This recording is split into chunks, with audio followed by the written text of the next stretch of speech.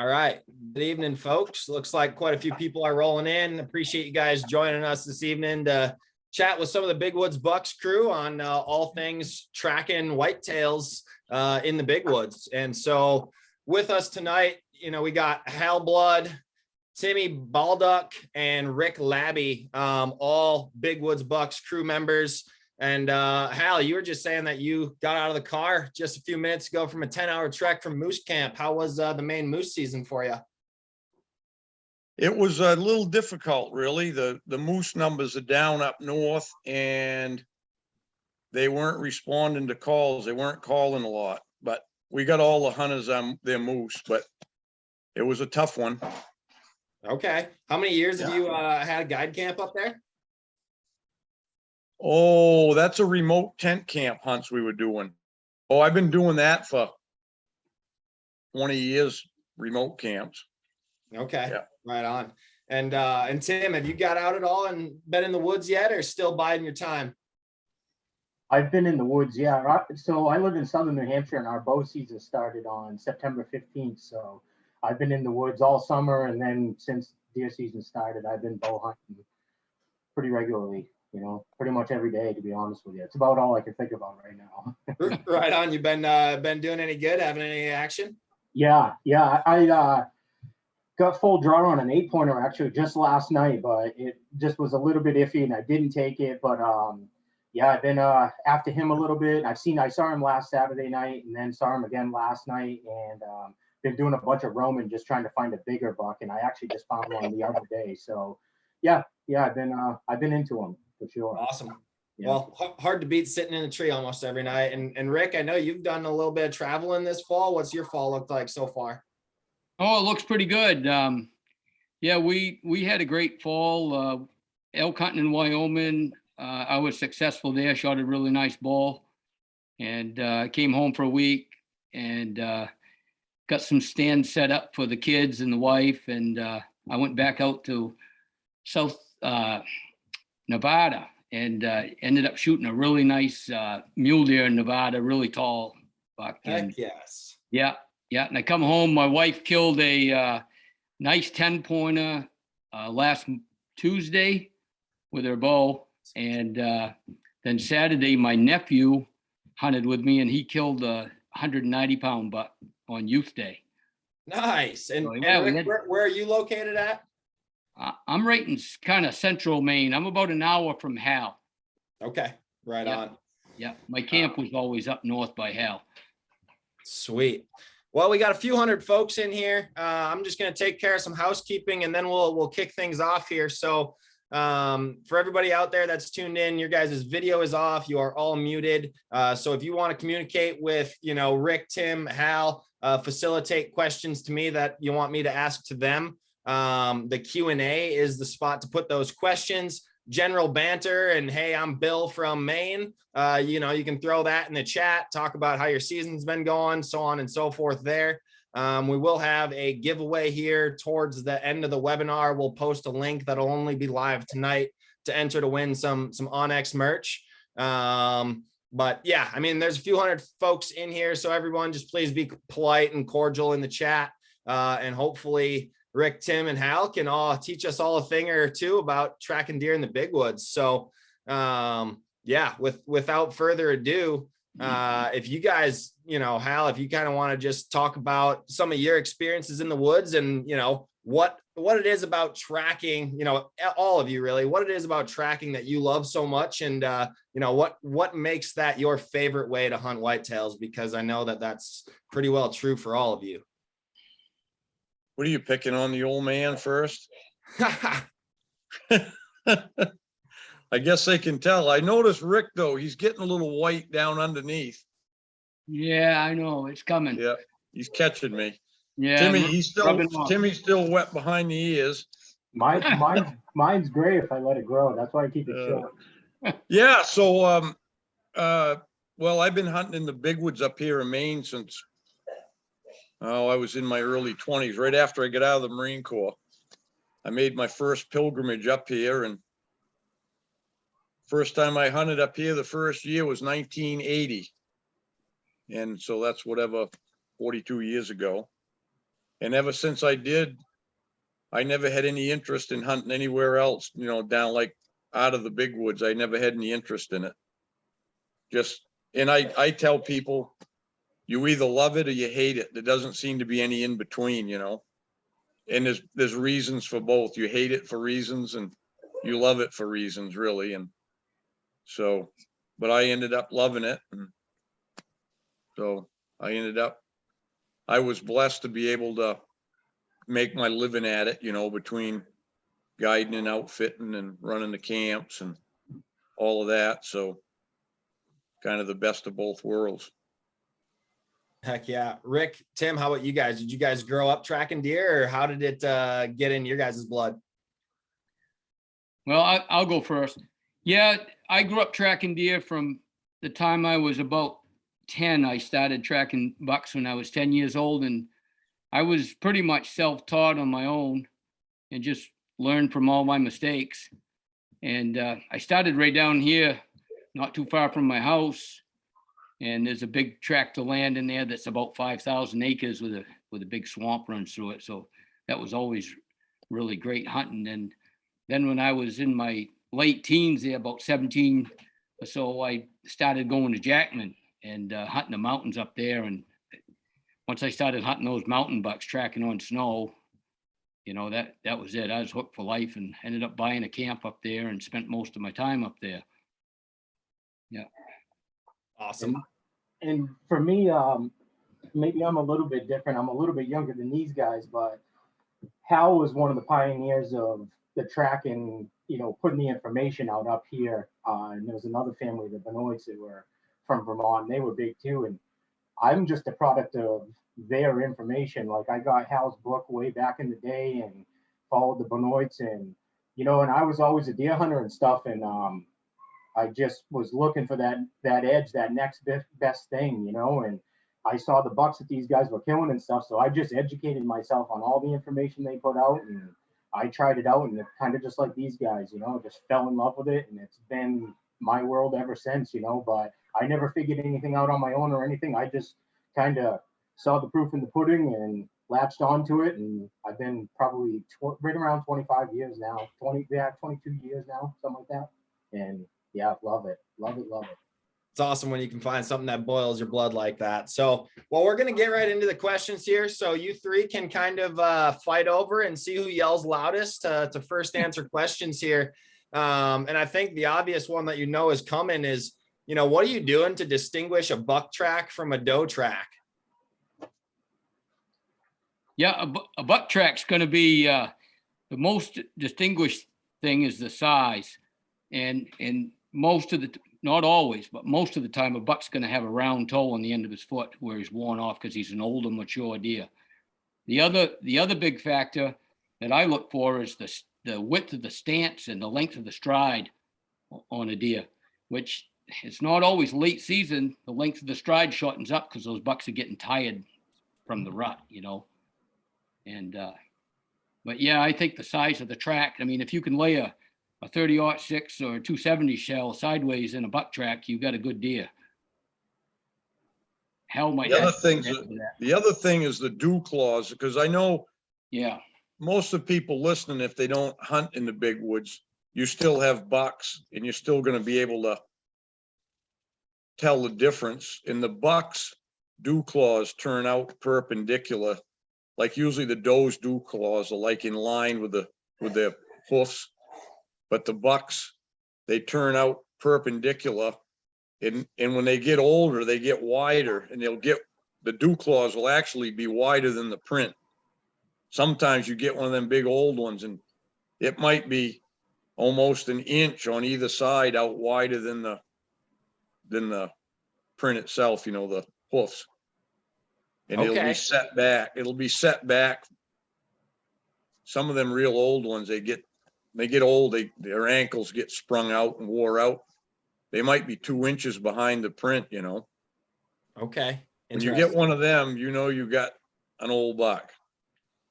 Yeah, we call those flat footers. And our bucks up here, because they have bigger bodies than a lot of other places in the country, you know, but even 160, 70 pound buck, if he has age on him, he's going to have what Hal's talking about, you know, because, you know, the tendons and everything weaken up as they get age and stuff. So even a lighter buck, he will walk flat-footed later in age in life, you know.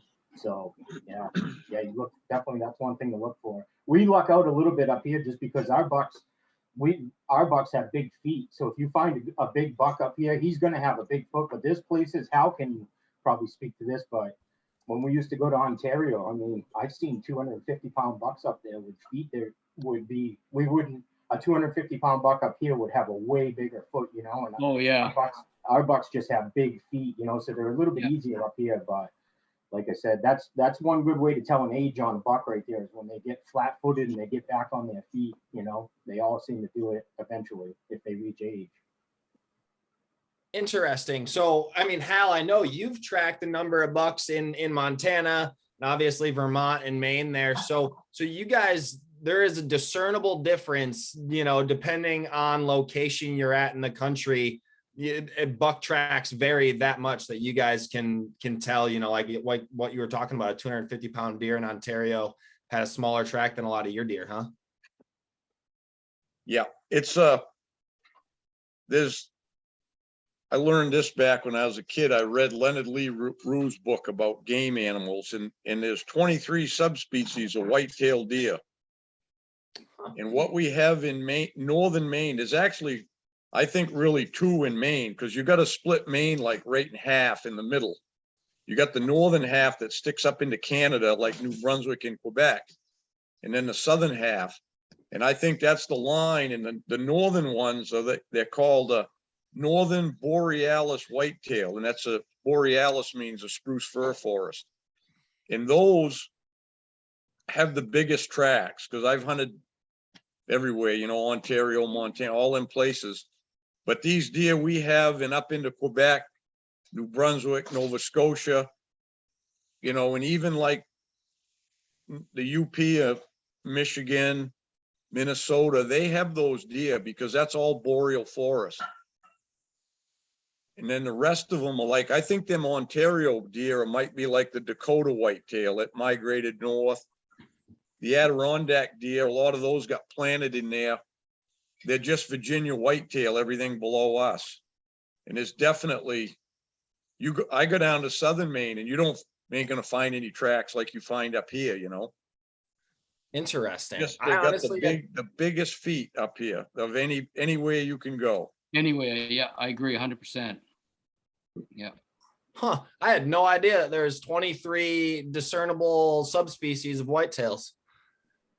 All right. So moving into some more tactics and really utilizing OnX here. So like what type of terrain features do you typically focus on when you're headed out to look for a track?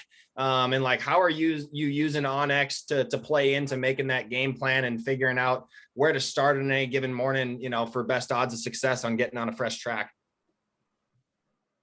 I like mountainous terrain myself, you know, with interlocked with some swamps and bogs in it. But bucks really they're almost like a goat, you know, and they love mountains and they love rocks, and you've tracked enough of them through the years, they'll take you up on ledges and everything else. So I kind of like that mountainous terrain, and I look for a lot of little saddles, and, you know, that's kind of, and then access to get into it.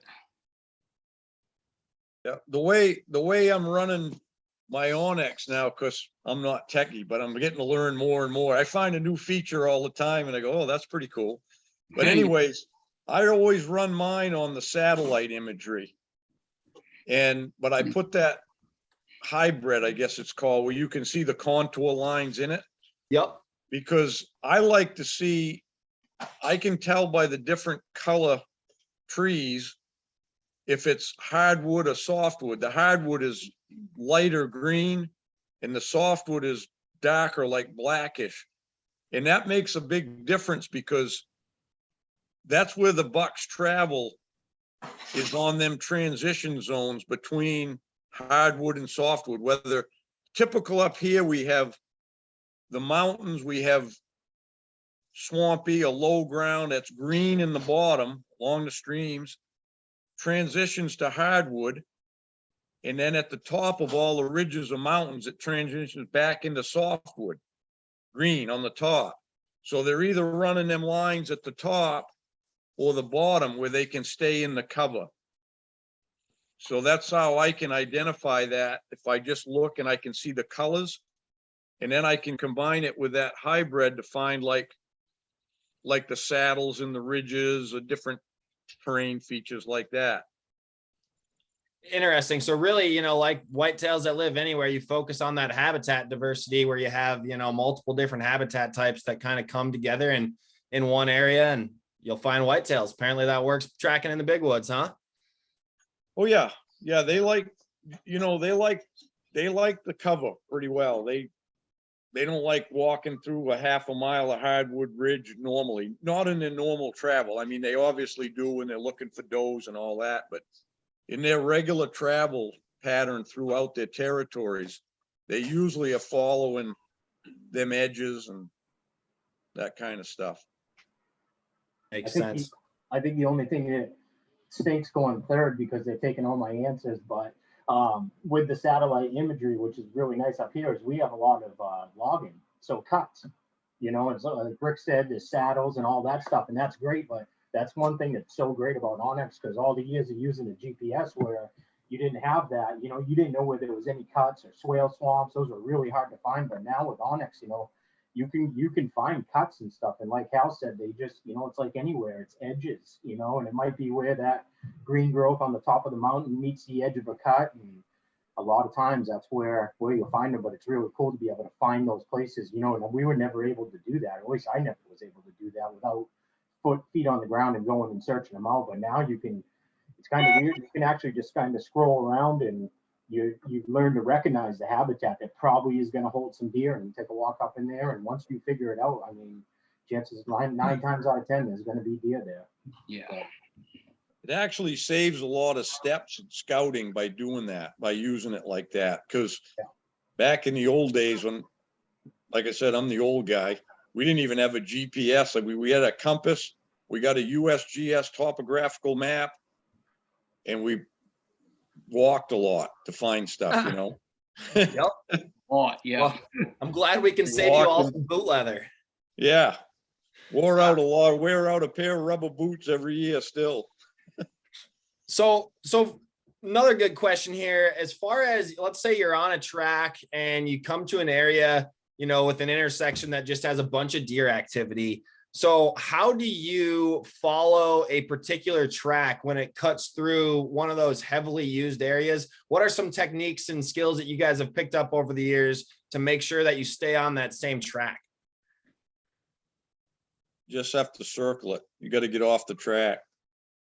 Takes you too long to sort through it. You just make a circle around it, pick it up coming out. Okay. Well, I love those easy answers. That's beautiful. Well, when you follow a buck, you get on a certain buck, and even though, you know, even if you're on those biggest ones, every one of them walks a little bit different. And you get that ingrained, the track ingrained in your mind, what that looks like and how he walks. Some drag their feet more than others. Some kind of kick off to the side a little bit. That's telltale when you can circle around and you'll see automatically that's the buck you're on. No, Yeah. I mean, that's a super good tip. I mean, something that I wouldn't have ever really thought of, not having any tracking experience, but it makes a heck of a lot of sense. Yeah. Sometimes you'll be on a big buck and you only got to follow a buck maybe quarter of a mile or so, and you'll get that track embedded in your head the way he walks. And sometimes you'll come into a spot where there's 3 different bucks. Maybe there's a hot doe there, you know, so there'll be 3 different bucks, and you want to stay on that buck that you've been on. And lots of times you get a little bit messed up, so you make a loop and you say, oh, I got him right here, and you'll start on that track, and this is honest to God, you'll go 10 or 15 feet and you go, no, he don't walk right, and you'll go back, and when you get on that right track, it's just like it clicks right in your head. You go, yep, that's him. You know, there's no question, because they're just like people. They all walk different. They all do everything different. And the benefit to doing what Hal said, and that's pretty much what we all do. The problem is I think one of the harder things is getting caught up to a big buck. there's a lot of times when you start these things, they might be 5 miles from you. And the problem is you walk into, we call it a barnyard, and that's where there's just tracks everywhere. And the problem is if you walk into that and you're looking track for track on the buck you're following, you're going to eat up so much time in that barnyard to get through it versus doing what Hal just said. I don't even step in it. As soon as I see it, I don't even take one step into it. I just do one big swing. I get right out of it, do a swing right around it, and you'll find where he came out. And if he didn't, he's in there. Go in. But that's, like I said, that's the benefit is that will only take you maybe 15 minutes to do versus being in there for 2 hours. And that's the difference of catching him or not. So that's interesting. Well, and that's a perfect segue, Tim, into the, a next question here is, how far do you usually follow a track before catching up to a deer? Like, how long will you stick on one? And obviously it's very subjective and relative to the day and the track, but generally speaking. I'll go first on this one. Every one of them is a little bit different. It really depends on the situation that you get in. There's some tracks that are a day old or 14 hours old, and there's some you find that might be just an hour old and everything in between, So, and it all depends on that buck. I mean, we've all done it. We got on bucks that they were on a mission. They probably were laid down for however long, rested up, ready for the next doe, and he's gone looking. And those are the ones that you might never catch up to. He's just on a mission. But then you'll get other ones once in a while that, especially the ones going up into a mountain or something like that. There's a pretty good chance he's going up there to lay down. So he might have been with a doe for 2 days and maybe just needs to rest for a little bit, fill his belly, chew his cud, and those are the ones you want to get on right there because you got a chance on them, So it really all depends. I know Hal and Rick have both done it. We've been on buck tracks that really weren't all that old, but you just never catch up to them. It's just that buck that day. Yeah, just can't get caught up to them. That happens. And at what point are you waving the white flag? When it's dark. The end of the day. Yeah. When it's dark. Yeah. Never give up. And that's actually one of the biggest things on it. Every good buck tracker, that's the one thing that they all have in common right there is just, these are determined people and they don't quit, and that's what it takes. It does take that, you can't talk yourself out of it. You can't think of reasons why you need to go back to the truck or whatever it is. You just, as much as it might stink sometimes, you got to grind it out and just stay in the game, and those are the guys that do well, the ones that can do that. Yeah, persistence. So another question here. So in years that snow is scarce, maybe even non-existent, what tactics are you guys picking up to adapt to those, drier conditions? Still hunt. That's Okay. all you can do. Yep. I call it scouting. I take my rifle for a walk. That's the days I go and maybe check out a new spot and try to find some signposts or something, and not real serious about it, just trying to find, because every time you find a new spot, that's another spot you have to go to check out when there's snow. You might find some new signposts you never found or whatever, and that's it. You got to keep going. You got to keep yourself in the woods. That's all. Yeah. And so Another thing I do is there's always a couple of bucks that you never killed from the previous year. And you were on his track for a day or 2 or 3, who knows, and you ended up for some reason onto a different buck and you killed a different buck. And I usually try to locate at least 3 or 4 big bucks before the season. That way I got something to follow if something happened, one gets killed. So I kind of hunt around. I'll go back into those areas where I found that sign and maybe those rubs and maybe if he made some scrapes or whatever, and I might on bare ground just kind of still hunt those areas and make sure he's still in there, check it out, because he's going to hit those scrapes and those same rubs again year after year until he's gone. So that brings up another interesting question here is, on that off-season preparation there where you're trying to locate some mature bucks to chase once snow starts flying, are you guys hanging trail cameras? Are you purely basing, mature deer off of the tracks and the rubs that you're finding? Talk a little bit about what that type of sign means to you guys and how you're locating these deer, a little bit before right now. That way, when snow flies, you guys are prepared to go chase them. Right now. I use a few trail cameras just for fun. You don't use trail cameras up here with the idea that you're gonna go kill that particular buck just because you might get him on a trail camera in one spot and he might be 10 miles away the next day. So they got such big areas. So, but you can get an idea. I put cameras on some signposts just for the fun of it to see how many's there at that particular one, just kind of like information. But I don't rely on that to go think I'm going to go hunt that particular buck. That's all. You can tell by the sign they make and the way they rub them big signposts. You already know by looking at that, that's a good mature deer. And we're not really, for the most part, we're not looking to say, oh, I got to shoot that buck because he's going to score 150. That's totally irrelevant to what we do. We're trying to kill the older bucks. And quite frankly, a lot of the older ones just don't have good racks. They got the genetics for the weight, but they don't have genetics for big racks. But it doesn't matter. So that's kind of the way I look at it. But it's fun. It's fun to get the pictures of them and imagine maybe you might get that one. And I got a trail camera picture of one. I had a trail camera there I put it there every year just for grins. And I've had several of the same bucks on there for quite a few years. And then one will disappear. So you know he died. But then I had a buck walk by a trail camera that all the rest of the bucks were going to the signpost. And 3 weeks in a row, this buck walked by that in that camera zone, but he never came and even looked at them signposts. And he was one of the biggest, probably the biggest buck I've ever seen here. Probably an 8-pointer with a handlebar drop time would probably score 170. And I seen him 3 weeks in a row. He come right by there in the daylight, and I never saw him before or since.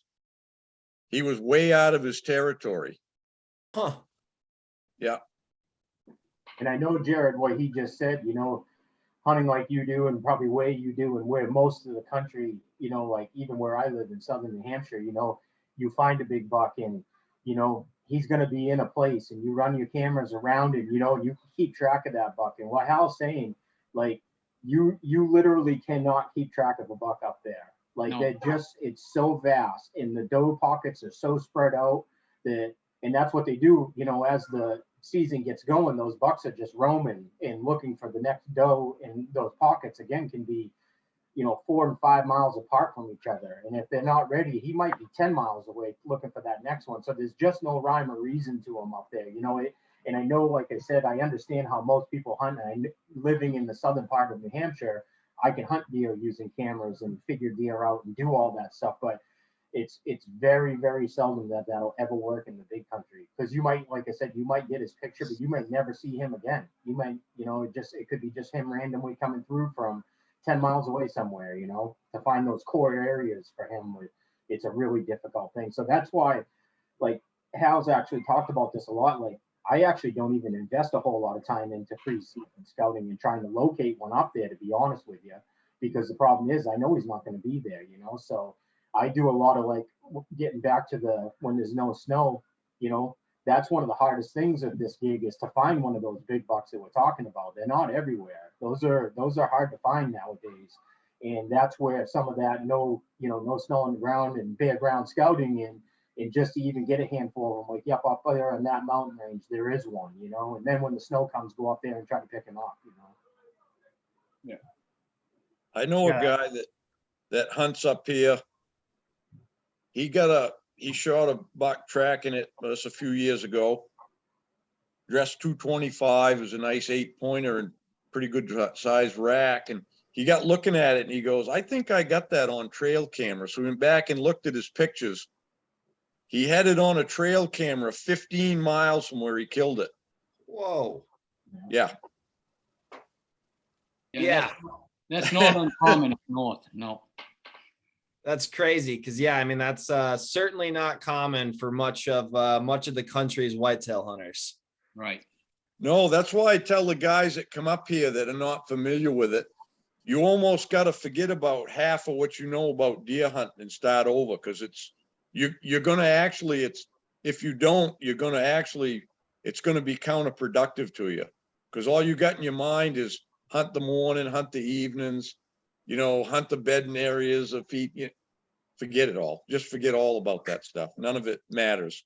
They I love walk it. along and feed everywhere they go. So when you guys are on a track, what cues are you looking for in that track that'll lead you to either speed up your pace to try to catch up to that deer, slow down, like you might be pretty close? What are you looking for clues that you can pick up on just how to pace yourself and what your next move is following that track? I'm kind of looking at his stride and what he's doing. If he's following a doe or looking for a doe, and the length of his track. And the other thing is, if he starts feeding, if a buck starts feeding, and you can tell by his stride when he's going to slow down. And there's those little key factors you can look for that really a lot of people don't see that when they're hunting. They're just following the track and they're not looking for those little subtle clues. So you just, and it's not very obvious. A buck's not going to bend over and put his knee down and say, okay, I'm feeding right here. So you got to look for that stuff. So you got to look off to the side, and he might have ate the tops off a fiddlehead fern, or they like that little moss off a spruce tree, and you kind of watch up. And when they do something like that, that's when you want to really slow down and start tiptoeing, paying attention, because he's probably not very far. But when a buck's, got 3 feet between his tracks, you want to speed up, and because you want to catch up to him. If you don't, you're never going to catch up to him that day, maybe. I think a good rule of thumb that I've learned to go by is I try to, kind of what Rick said, I mimic what he's doing. And you can see it in their track when they walk. When a buck is just, leisurely walking at his normal pace, you're going to have the width of his chest, which is the stance, between his tracks, and then the stride that's normal. But when a buck picks up speed, what they do is you'll get bigger distance between on his stride, and his chest will narrow up just a little bit. It's just a little bit, but when they walk faster, they actually narrow up just a little bit, so you can kind of see it in his track what he's doing and the pace that he's going. And I've learned that just a good rule of thumb, like just to get you going on it, is whatever he's doing, that's what you should do, and if he's like I said, stretched out, walking fast, heading somewhere, do the same thing, and like just to touch on what Rick just said a minute ago, what it is when he's going somewhere like that, let's just say there's a doe group that's 2 miles away. Well, that buck's going to straight line walk pretty much. It's not going to be straight line, but it's going to feel straight line to you when you're walking and following him. But soon as he just makes a turn, left or right, man, there's the moment. And chances are, like Rick was saying, he's going over to that raspberry bush right there to feed. You know what I'm saying? It's when he just makes that change. That's like a real key moment right there for a buck tracker, because that, like I said, that he's slowing up. He's probably going to feed whatever it is that he's up to, and chances are, like I said, he's going to be close by to you. But when he's, again, straight lining going somewhere, you can see that right in his track. I just do the same thing. Just try to mimic whatever he's doing. The question is good. The question was good because most people tend to, if they're new at it, move too slow. I call it Elmer Fudding. They're looking for the wascally whitetail. They're just Elmer Fudding along. You can't walk. I don't care how fast you think you can walk. You cannot walk as fast as a buck through the woods. So if that buck isn't doing something, you ain't catching up to him. If he don't stop to feed, if he don't make a rub, if he don't make a scrape, if he don't fool with does, you're not catching him, or he don't lay down. So you just got to move until he does something like that tells you maybe I'm catching up or whatever it is, but you ain't gonna walk as fast as they do. Now, is there any like habitat types, be it like a slough created by a beaver dam, or, some type of vegetation that's on a ridge that you see a track go into that and immediately your mind is like, that buck is in here? Is there anything like that that just jumps out to you guys when you're going through the woods as far as a habitat type that, you know, really just boosts your confidence that you're about to be on one? Well, I just think it's usually up here. They go to high ground because they want to look down on their backtrack. But they could go into a swamp and lay down too, but you're going to see the other indications, like Rick said, before they lay down, they almost always are going to feed, just almost always. And during the rut, they don't feed hardly at all. They pick on the run. They'll grab something here and there, and you gotta pay attention to that, because if they eat a bud here and a bud there and a bud there for a couple of miles, their belly might be full. So then they just go lay down real quick, and you don't have any other indication of it, you know. It's not easy. It's just, I tell people, all of those little minutia things, you're just gonna have to go do yourself. There's too many variables. Right. Yeah. Adia's Gotta always get experience. right. Adia's always going to chew his cud when he lays down, and so he's going to eat.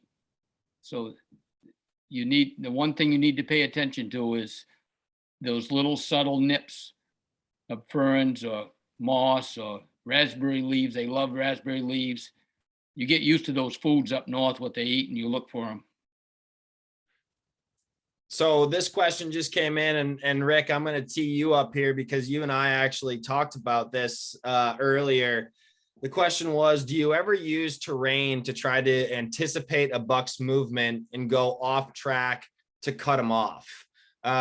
You know, if you recall our earlier conversation, can you talk about, you know, when you've done that, why it's worked, and kind of what your strategy is there? Yeah, absolutely. And I killed quite a few bucks leaving the track.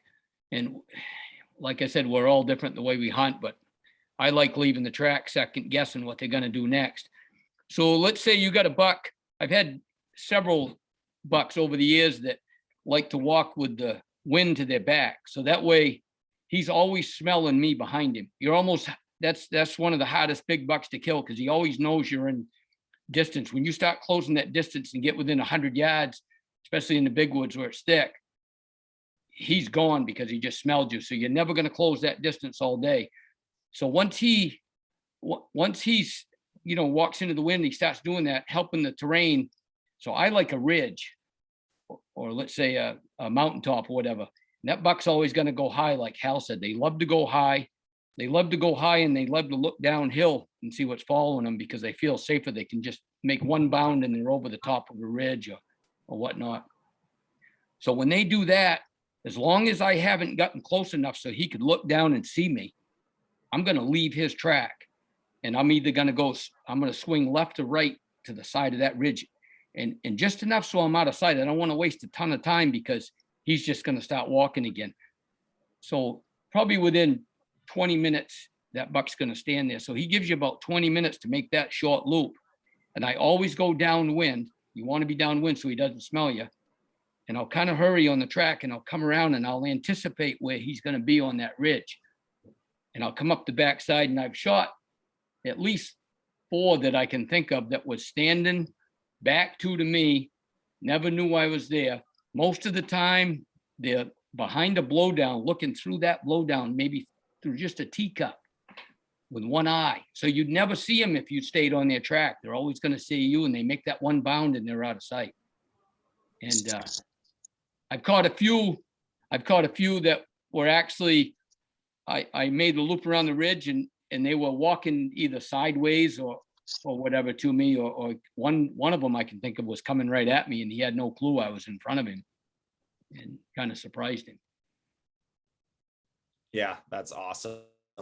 Being able to predict what they're going to do like that. And you brought up the wind. And so, you know, if you have a poor wind, you know, a wind at your back when you pick up a track, are you paying attention to that at all? Or like, how are you guys playing the wind when you're tracking deer in the big woods? Go ahead, Hal. Well, the wind blows about 4 directions every minute up here anyway. And you can't worry about the wind because you don't know when you get on that track if that buck's even within 5 miles of you. So what difference does the wind make? I don't pay attention to the wind until I think I'm close to him. Like I think he's laying down there or something. And then like Rick said, like I'll loop up around. If I think he's laying on this knob and I can get around it, I'll loop around downwind too. But you can stand in one spot and the wind is switching all around, which in a way it's good because usually you got to be pretty close to one before he smells you anyways. So you got that going for you. So I only pay attention to it when I'm pretty sure I got a feeling the buck is pretty close. And then I just try to keep downwind the best I can, you know? Makes sense.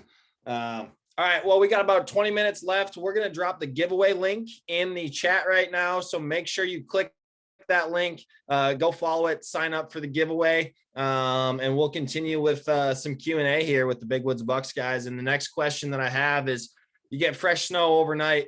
How are you starting to look to cut a track? Are you going to, a haunt you're familiar with and getting on foot and trying to cut a track? Are you starting out in the truck, looking for tracks from the truck? What's kind of your go-to move on a fresh snow morning? Go ahead, Tim. Go ahead, Tim, before you fall asleep. So back in the day, I used to drive. I get up in the morning and I go drive the logging roads. I've noticed our bucks are starting to, I think a lot of bucks get tracked now, and I saw the switch happen, and there's a lot of bucks now that just will not cross roads. So these days, and it's something that I actually learned from Hal, but these days I'm going to probably be out of my truck and walking up into a place, and chances are it's just intel from last year or the year before, or you know what I mean? It's going to be one of those places, but I'm going to be walking in looking for it. There's an army of people that are going to be driving roads, and like I said, I followed bucks before that headed right to the road. I'm right behind them and they're heading right to the road, and I've seen them stop 50 yards away, parallel it, and go 200 yards and right back in, and it's a thing. Not saying they won't, but it's tough. It's getting harder and harder to get them off the road. So my new tactic is, like I said, it's more walking, and you don't cover as many miles, but if you got a little intel from, like I said, seasons before, and you just know those kind of places, you can get yourself in some good areas to go walk into. So that's what I do now. You find bigger bucks too. There's a lot of times those bucks that are in those kind of areas they got more age on them, because they're not being followed and shot. So you can get some big bucks like that. Rick, Hal, any different strategies from you guys, or pretty much same deal? No, I probably do more driving than anybody logging roads, just because that's what I've done my whole life. But I'll tell you a little trick I've learned probably in the last 20 years is lots of times you get on a logging road and you come right to the end of the logging road and there's a turnaround. There's always a T where they turn the log trucks around, and there's usually like 50 yards. Sometimes there might be 200 yards of raspberries or something where they were doing their cutting and they had their lay down areas. Those big bucks, I'll always go to the end of the road and I'll get out of my truck and I'll walk another 150, 200 yards beyond that logging road, because I probably pick up 50% of my buck tracks. They'll loop it around the ends of those roads, and they've just learned to do that. And that's one. You tell everybody that, huh, Rick? Well, we're trying to teach them, right? One of the best bucks I've ever shot was that right there. We went to the end of the road and the same thing, and I hopped out and walked down there 100 yards, and there was his track right there, and that was probably the best rack buck I've ever killed in Maine. But he wasn't stepping across that road, but right, he got off the end of it. That's a great way to find tracks. Yeah, hot tip when Hal scolds you for sharing. He does that to me all the time. Well, I don't drive the roads myself. I drive to where I'm going. My plan every morning is to be where I want to hunt at daylight. So I'll leave a little before daylight, depending where I'm going. And I just drive to where I want to hunt. And once in a blue moon, I'm lucky and I cut one crossing the road. But not very often. So I drive to where I'm hunting and I strike off through the woods, and I make, wherever I go, I always make a circle. I don't like to go in the woods and come out of the woods the same way. I feel like I'm repeating myself. Not to say you wouldn't cross one coming out that went since you went in, but I just make a big loop. That's what I'm gonna do for the whole day till I pick up a track. Might be a 10-mile loop, whatever it is, but that's might be up one mountain and down around across another mountain and back. And then that way, if I don't find anything, at least I'm back by the truck at the end of the day. That makes sense. So when you guys are looking at tracks, determining, you know, how old a track is, what are some tips that you can share for folks to glean some insight on, you know, how fresh or lack thereof a track is? Every hunter I talk to, it seems like, ask me, how do you age a track? How do you tell a track is fresh? And how old do you think a track is to take it or not to take it? It changes every day. Sometimes it changes by the hour. It depends on the temperature. It depends on the conditions. It depends if we had a wet snow or really, really cold, dry, fluffy snow. So you kind of got to look at your own boot track and what I'm tracking. And if I'm looking at what I'm doing, and that's going to pretty much tell me how far I am behind that buck, you know. And then if you get a warm day, he's going to start to melt out a little bit. If he's 30 minutes ahead of you, it's going to start to melt out just a little if it's above 32, 33 degrees. And that sun will hit the snow, start melting it. And then if I get on a frozen track in the morning, most of the time, you know, I'm going to look at how cold it was at night, the night before. And if it was a really cold night, maybe that track's 2 days old, maybe it's 1 day old. But lots of times, you know, if you've been in there the day before, you already know what's there for tracks. So because you look at every track, so I'm going to go back to that same spot if I know there's a good buck in there.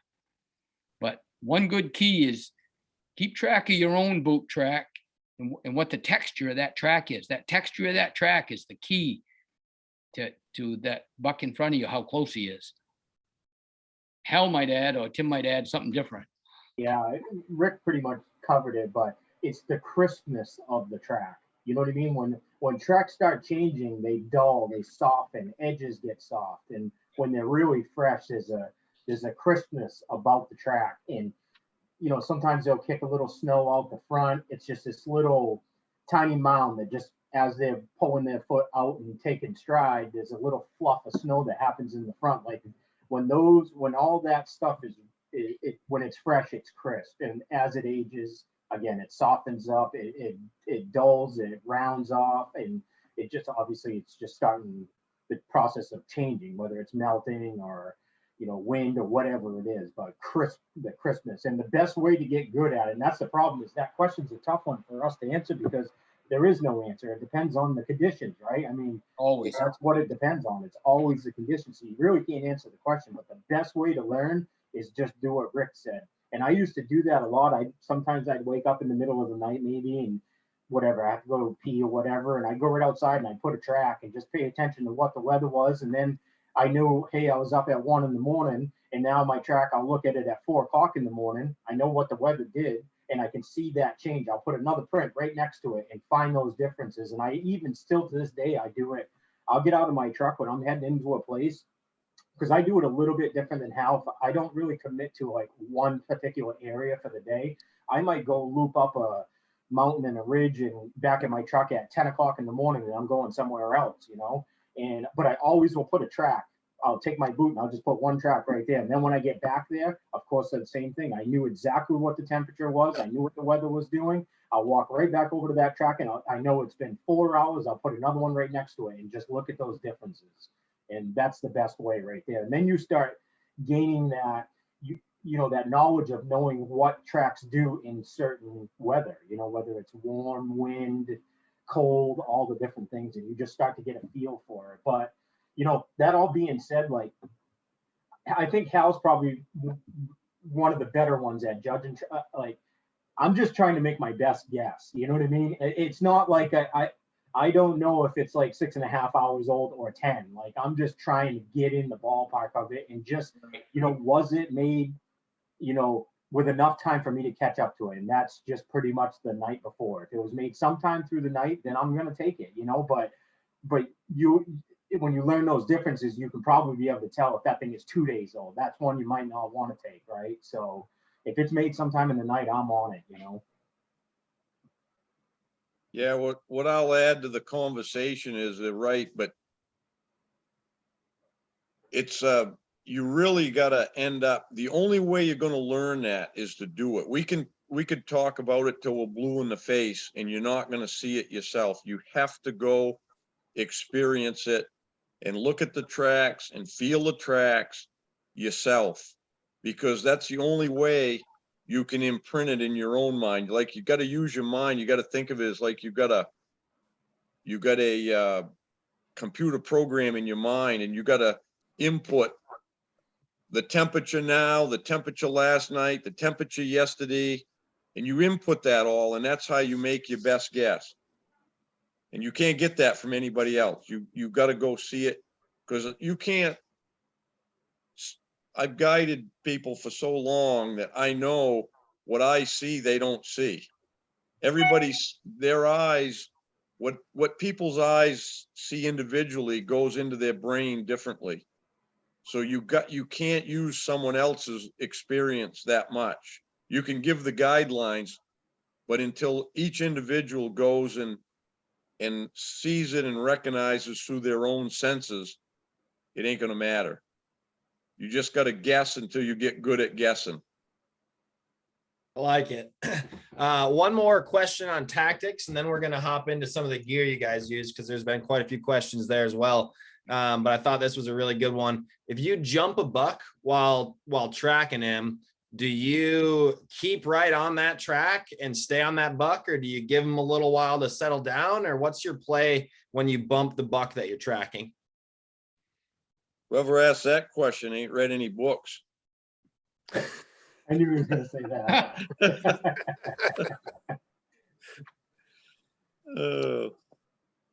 No, you gotta, I learned it a long time ago, and I think most everybody that's read my books or whatever use a tactic. That's the thing I had the most when I wrote my first book. I had more comments on that one thing than anything else in my books. And even from experienced hunters that just never thought about it. And I just reasoned it out that every time I jump a buck and went after it, I'd come to where he stopped and looked back, and he treaded around and was watching me come. And I go, I got to wait, or I got to do something. So I started waiting, and 15 minutes didn't work. Seemed like they always wait 15 minutes, but a half an hour seems to work. So for the most part, when I first jump a buck the first time, I'll wait a half an hour, and and then I have my sandwich or whatever, and we joke about a meatloaf sandwich or whatever it is.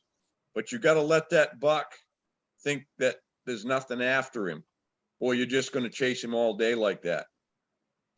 And the only way I veer off from that is two things. If he's with a doe, I don't wait because he's preoccupied, and I don't wait after the first time. Once you go jump him a second time, he knows you're after him. There's no sense of waiting around then. Then you got to be trickier. So that's basically it. If you keep following him, you're just going to have a running track in front of you all the time. Interesting. That's yeah, half hour. I would imagine that took a lot of trial and error to come to that conclusion. Twice. 15 minutes didn't work, so I tried the half an hour. And it worked. The first time I did it, it worked. So I just keep repeating it because something worked, I usually start a fire just to keep myself busy because I'm vibrating down there trying to wait. So yeah, you can't wait, like Timmy said. So you got to do something to keep yourself occupied and wait that half hour. I have to look at my watch. I immediately look at my watch because I'll convince myself that 5 minutes is a half an hour. Yeah. So I look at my watch and I won't leave until it's a half an hour. And I veered off in a couple other times just because of the circumstance, or the snow was melting or something. But if I veer off from it, I'm not gonna go, I'm just gonna sneak one step at a time, because I know he's over there waiting. So I just ease along and I look more. And I've caught a couple of them that way and killed them. But just generally speaking, if you wait a half an hour, you're gonna have way more success.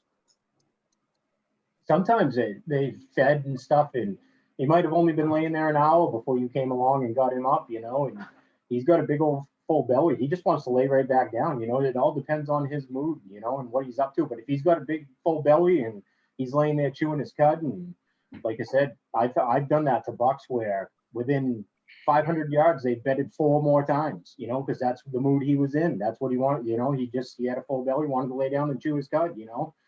And the very next buck, if he's been laying there for 4 hours and he's all done doing that, and you get him up, it might be a totally different story. But you just never know. You never know the situation, really. Yeah, one thing I want to add to that is the time frame of the season always makes a difference, because you're early in the rut, those bucks are searching, and that's when they're really putting miles on, because they're trying to breed every doe they can find. And then you get into mid rut where they actually paired up with a doe. So like Hal said, he's preoccupied. And then after the rut's over, they're still searching, but those really big bucks get tired and they'll start dragging their feet. We call them toe draggers. And those bucks usually don't go very far. You know, they'll feed and eat and they'll lay down. All they want to do is lay down. So you'll jump them up and they'll lay right back down again. And so you got to look for that stuff. And like I said, the time frame of the season makes a huge difference. Interesting. Well, I love it. Wait a half hour and keep after them. So as far as gear goes, I'm going to run through a couple of the specifics that folks were wondering. Your chosen rifle, optic setups, recommended boots for tracking, particularly in the snow. If you each want to just go through, some items that you absolutely would turn your truck around and go home and grab if you forgot it, or stuff that you didn't bring your first 2 decades in the woods, but the last 2 decades you made sure you had it. What are some of those things that you always have with you? Want me to go What's first? up first? I'll go first. I guess I'll start. So the boots I wear lacrosse range. Just switched to those a few years back. Those are just, Hal actually got me on the lacrosse, and those are fantastic boots. I love the grip on them. So that's my boot of choice. My gun is a 760 pump rifle. A lot of the trackers up here have just always used them. Hal has one. Most of the guys do use them. As far as optics on that, and mine's chambered in 30-06.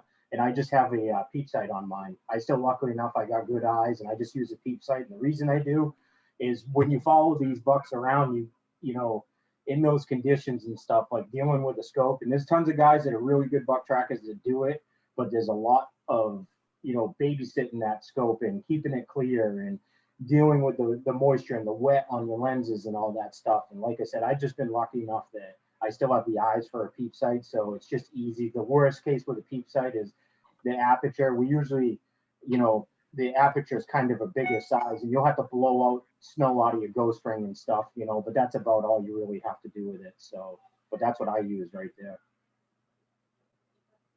Yeah, and I'm almost identical to Tim. Same boots and same exact gun, 30-06, 760, and we all wear wool. I mean, any tracker you run into that's serious, we all wear wool. It's quieter. It keeps the heat in, keeps you warmer. Plus, it doesn't hold scent. A lot of people don't realize that about wool. They all want to wear all this newfangled stuff. All that newfangled gear always holds all these foreign odors and stuff. But wool, you could walk through a bonfire, and 15 minutes later, that odor is gone. So you got to have wool. Just the conditions dictate it. Plus, it's so quiet. you ain't gonna get up on a bedded buck within 30 yards of him if you've got that clothing that's noisy, you know. It's, if it isn't noisy to the touch, it's gonna be noisy going through the little whips and stuff in the woods, the little saplings and stuff that slap against it and make them weird noises. So for sure, you gotta have the wool, and you gotta have rubber boots, really. You can get away with the leather boots sometimes in the right ones if you like them, but most of the water up here I found is about 15 inches deep. So if you ain't got an 18-inch boot, your feet are gonna be wet all the time. You're tracking a buck, you're gonna cross streams, you're gonna cross bogs. You gotta go where the buck goes. And if you go over your boots in the morning, you got 8-inch, 10-inch leather boots on and you go over them, it ain't gonna be much fun the rest of the day. So you can't hunt right. So, and then I didn't use in the beginning binoculars, but because I use a peep sight too and still do, but I found with a pair of binoculars, you can see, you sometimes you got to pick something out in a distance. You might see a brown spot, you know, it might be the buck, but you got to look for horns. So binoculars are a really big, it's a big deal to carry binoculars for me.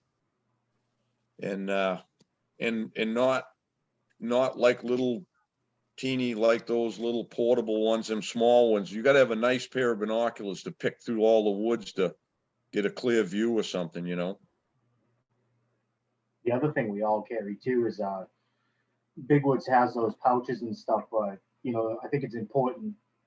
Like I always have like fire starter, a lighter with me. You know what I mean? We get in some pretty extreme conditions up here sometimes, and God forbid you ever slipped and rolled an ankle or something, got yourself in a spot. So I think that anybody that is getting rolling, like, have the stuff to, you know, that you will survive if something like that does happen. You know, good, you know, like I said, some way to get a heat source, start a fire, and all that stuff. Water bottle. I carry a water bottle with the filter on it, so I just drink out of streams and stuff. I know Hal probably just drinks out of the stream with no filter, but Yeah, it's only had you out of here twice.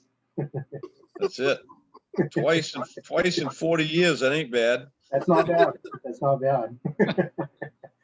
So yeah. But good to be. I carry a little space blanket too. I carry the fire starters, a little space blanket, an extra clip for my, with bullets in it. I carry a spare compass and a couple of chocolate bars plus my lunch. And I carry it all in my Big Woods, my belt pack, you know, fanny pack, some people call them. And now I have to carry my inReach. Since I'm a seasoned citizen, my wife makes me take my inReach. She's afraid I'm gonna stumble down in the woods somewhere and not get up. Wow, that's wise of your wife to make you do so. That's a good little tool to have in the woods. Well, we're about at time here. So Rick, Tim, Hal, is there any last words of wisdom that the questions didn't cover that you guys have to share here? Yeah, probably the one thing I'd turn around and go home for if I forgot it's my grunt. Because lots of times when I think I jumped a buck, or I know I jumped a buck, especially if I'm going to sit there 30 minutes and wait for him, I'm going to grunt a couple of times. Because 9 times out of 10, a buck doesn't know what you were. He didn't, unless he made physical eye contact with you, he just heard you, or he saw a little flash or a little bit of movement. So he probably thinks it's either a moose or it could be a coyote, maybe even another deer coming back up his track. But they've just learned to, you know, because of danger and whatnot. So they'll jump and run, and then they'll go wait. So that's why they'll always wait and see what you were, see if you're following them. And not always, but once in a while, a grunt call, bring them right back. They'll come wandering back to you because they're curious. And a pair of binoculars, like Hal said, I always carry binoculars. One tip I think that we haven't talked about that I definitely figured out was really important. And again, you know, when you're tracking bucks, you're covering miles, you're walking, you're in the woods, you're covering miles. Learning to walk with your head up. The track is a mesmerizing thing. And it's really easy to be staring and looking for that next track. And one of the things that I had to really work on is cruising the woods with your head on a swivel and your eyes up, you know, and that's a game changer right there, because there's a lot of people that follow tracks, but they just, you know, they just don't see the deer. And that's, like I said, that's a really important thing right there, of getting in the groove of cruising through the woods and covering miles, but seeing the woods as you're doing it. Because like I said, it's really easy to not do that. So anybody that is trying, like I said, teach yourself to do that. And there's a little trick to it and a knack to it. And it took me a while to get good at it, and I'm probably still getting better at it, I'm sure, but changes the game right there, because you're going to see a lot more deer. So definitely, like I said, get your head up, learn to walk the woods and be quiet, but also have your head up and looking for deer. Well, I would say my last tip would be, if people listening, if they think it's interested in tracking and all that, and they want to learn more, they can follow us in Big Woods and listen to our podcast, because we're always talking this stuff. And so it doesn't have to be a one-time deal. They can hear from us, you know? Yeah, 100%. And so, I mean, with that, at Big Woods Bucks is the podcast, the YouTube, the Instagram that Hal is referring to.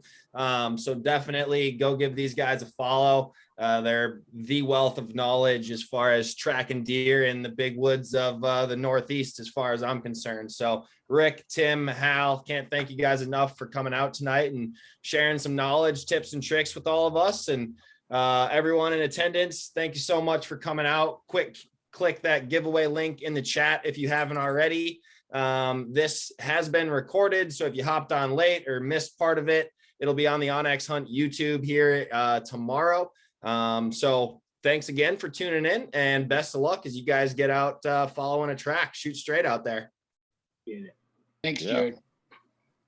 Thanks for having us.